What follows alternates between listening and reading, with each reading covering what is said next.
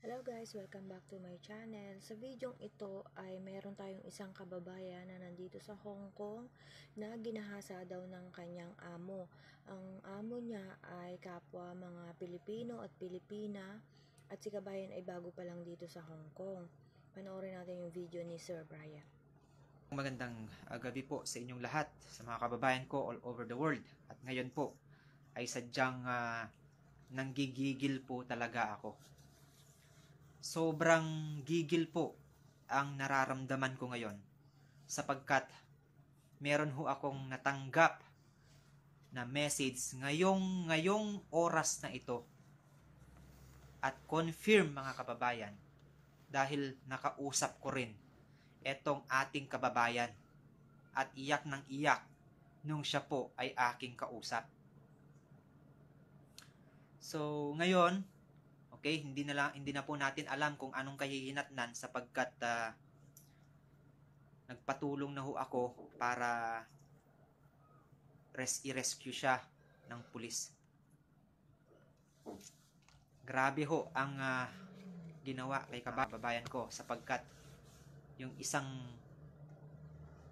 walang kamuwang-muwang na kanilang katulong, okay, ay kanya pang pinagsamantalahan. Alright? So, disclaimer lang po, okay mga kababayan ko, sapagkat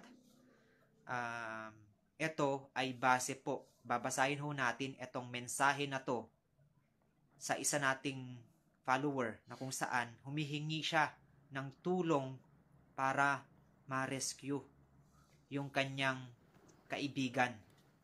Okay, babasahin ho muna natin itong message na ito at ikikwento ko rin po sa inyo, okay, yung aming pag-uusap ng ating kababayan.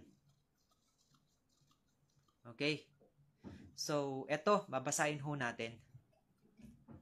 Kanina pa ako nanggigigil. Kanina pa ho ako nanginginig sa galit dahil hindi ko alam kung anong dapat kong gawin. Kaya naghanap ho tayo ng makakatulong sa atin para ma-rescue ho si kabayan. Okay? So, babasahin ho natin itong message na to. Okay. So, sir, sabi niya, hihingi po ako ng advice tungkol sa nangyari sa friend ko. Actually, ang nag-message sa akin ay kaibigan po muna. Okay? Nung isang araw po, muntik na po siyang maghahasa ng amo niyang lalaki. Okay? Hinablot po siya sa kusina, dinala sa kwarto at nilak ang kwarto. Lasing po yung lalaki sa time na yun. Pero di po natuloy ang panggahasa kasi kinurot niya ng malakas ang tagiliran ng lalaki kaya nakalabas po siya. Sinabihan niya po yung amo niyang lalaki na wag na niyang ulit gawin kasi isusumbong kita sa asawa mo. Pero kahapon na naman po, sila lang dalawa sa bahay na naiwan, yung katulong at among lalaki lang, gawa ng nawalan po kasi ng work yung lalaki. So kahapon, niyaya na naman siya nung lalaki na mag-ano. So alam nyo na po ang ibig sabihin nun na mag-ano. Hinawakan po sa tiyan, umayaw naman po si kabayan, kaya kanina po nag-usap kami kung ano ang gagawin niya. Advice ko po sa kanya, sabihin sa amo niyang babae.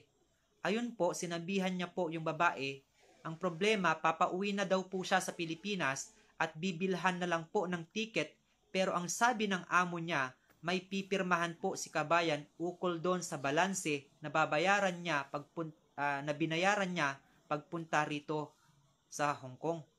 Di naman po talaga niya gustong umuwi kasi need niya ang work. Nagugulahan po siya. Wala na po siya sa sarili habang nagtatrabaho. Yung friend ko po, formal po siyang magdamit kasi nagpapasexy ng damit. Yung amo lang talaga niyang lalaki po, walang modo, bastos, kapwa Pilipino lang din po, sir. Ano po may papayo nyo sa kanya? Salamat po, sir, sa pagtugon. Hide my identity. So, tinanong ko kung ano yung kung ano yung amo niya, kung lalaki ba, ay kung Pilipino ba. Ang sagot, pareho, babaeng Pilipina, lalaking Pinoy.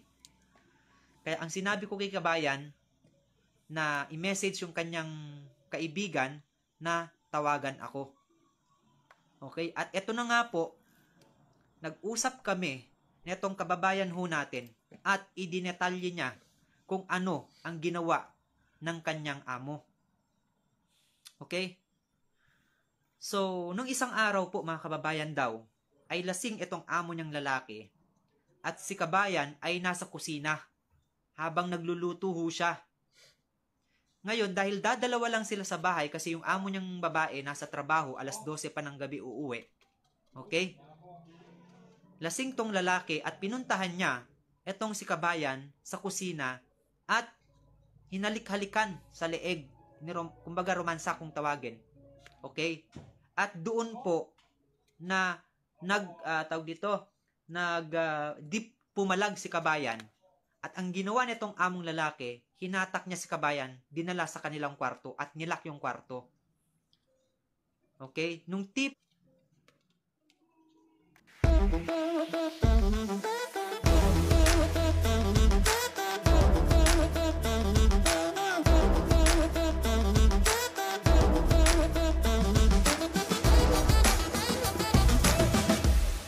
po daw pong siya po ay dadapaan na netong si amo ay kinurot o tinulak ni kabayan itong amo na yun po ang dahilan para nakalabas siya sa kwarto ng kanyang among lalaki. Ang nangyari po, sinabihan niya po yung amo niyang lalaki na huwag niya nang uulitin dahil isusumbong niya sa amo niyang babae. Ang nangyari, kinaumagahan ho, dadalawa na naman sila sa kanilang bahay. At ang nangyari mga kababayan, eto na ang pinakamalupit. Okay? Ginawa na naman netong lalaking ito kung ano ang ginawa kahapon at yun nga, hinawak-hawakan yung kanyang buong katawan. Okay? At dinala sa kwarto at doon nangyari na talaga. Nangyari na talaga ang hindi inaasahan na talagang nagahasa na ho siya ng kanyang amo. Kinamagahan na napansin ng amo niyang babae na wala sa sarili etong si kabayan at nahiwa pa nga yung kanyang kamay sa kutsilyo kasi tuliro ho si kabayan. Okay, ma'am. Tinanong siya nung kanyang among babae bakit wala siya sa sarili habang nagtatrabaho. At sinabi ni kabayan ang totoo sa kanyang amo. Sa amo niyang babae na ginalaw siya ng kanyang asawa. Ang masaklap dito, okay, parang naging kasalanan pa ni kabayan na nagahasa siya ng kanyang among lalaki. At ang sabi nitong amo niya ay bibilhan na ng ticket bukas etong si babae, etong kababayan natin. At ang masaklap pa rito, pinapapirma siya ng isang papel na ang nakasulat doon ay kumbaga parang babayaran niya yung ginastos papunta rito. Yes po, napakasensitibong issue po ito. Ngayon, yun nga ang sinasabi ko kay kabayan, bakit hindi siya tumawag ng pulis? Si kabayan po ay magti 3 months na dito sa Hong Kong at natatakot po siya talaga dahil wala po siyang alam at the same time, hindi po siya ganun ka-fluent mag-English. Hindi pa siya ganun ka-fluent mag-English mga kababayan ko. Kaya nga po, humihingi siya ng tulong kanina na gusto niya na pong magpa-rescue. So, naghanap po tayo ng makakatulong sa kanya para ma-rescue ngayon. Okay?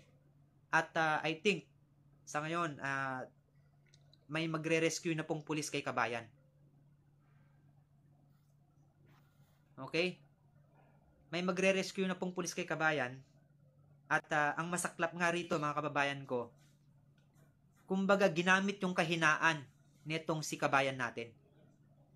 So please, ito po ay awareness po sa lahat, mga kababayan ko, na kapag may mga ganitong klaseng problema ho, kung i-attempt kayo na gahasain ng amo ninyong lalaki, much better po na tumawag na kayo agad-agad sa pulis at magpa-rescue ho kayo.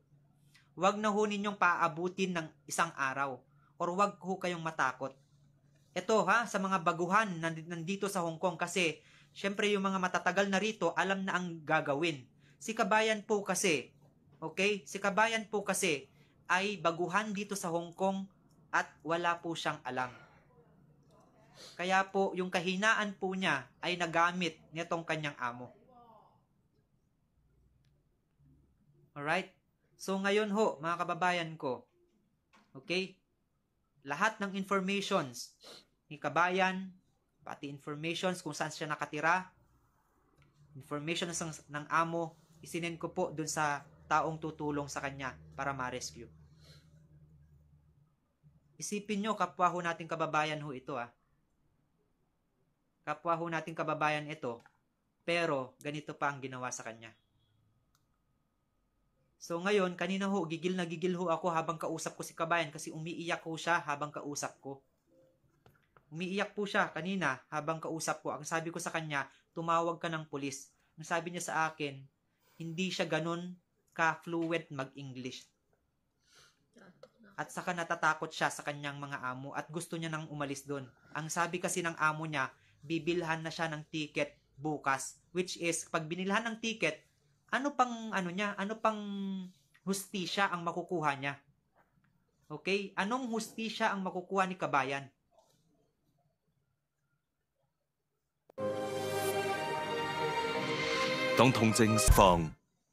Tama? So, kailangan may hustisya itong ginawa kay Kabayan. Kailangan mabigyan ng hustisya talaga. Kasi ang balak ata nitong amo na to, bibilahan na siya ng ticket para makaalis na dito sa Hong Kong para hindi makapagsumbong.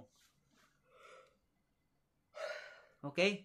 So, nasaan ang hustisya? Kapwa nating kababayan, gaganyanin mo. Ang problema pa dito, okay, nung sinabi nga ni Kabayan sa kanyang among babae na ganito yung nangyari sa kanya, parang si Kabayan pa ngayon ang may kasalanan. Parang si Kabayan pa ngayon, okay, ang may atraso sa kanila at kailangan pang magbayad etong si amo doon sa doon sa pagpapupunta niya dito. Anak ng tinapa, ginahasa na nga yung katulong mo. Pagbabayarin mo pa yung iyong katulong. Anong klaseng amo ka? Pilipino ka pa naman. Anong klaseng amo ang katulad mo? Dito ho tayo naiinis sapagkat imbis na tulungan mo yung kapwa mo na binastos ng asawa mo, si Kabayan pa talaga ang pagbabayarin mo. Anak ka ng tokwa naman.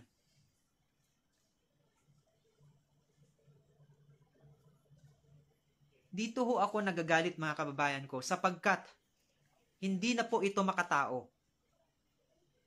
Okay? Hindi na ho ito makatao. 28 years old pa lang po si Kabayan. 28 at ginamit ng mga amo ang kahinaan. Ginamit ng amo ang kahinaan nitong Kabayan natin. At ang problema nga daw, hindi makapalag itong si Kabayan dahil malaking tao itong kanyang among lalaki.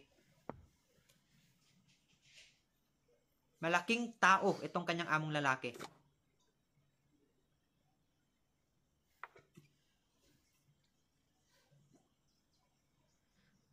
Anyway, we will do all our best, okay, na managot itong kanyang amo.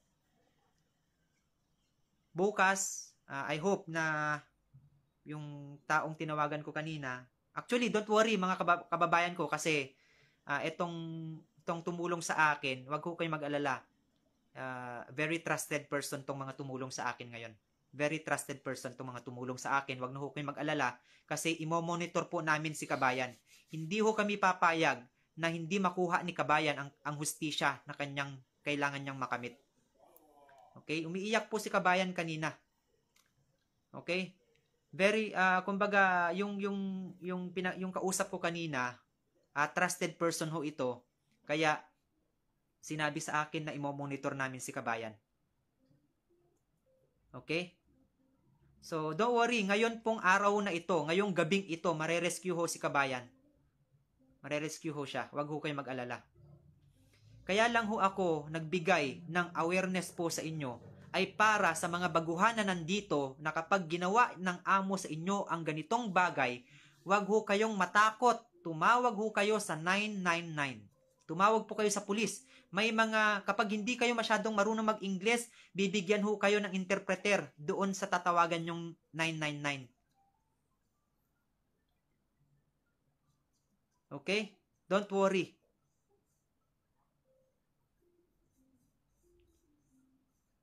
So parehong Pilipino po itong amo niya.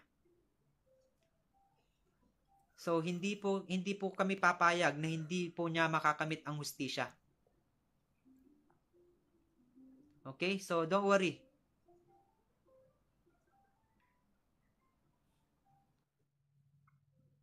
So, ayun guys, itong video na ito ay may update. Lalagay ko yung link dun sa description box. Update kay kabayan kung ano na nangyari kinabukasan. See you sa next video. Bye! Thank you!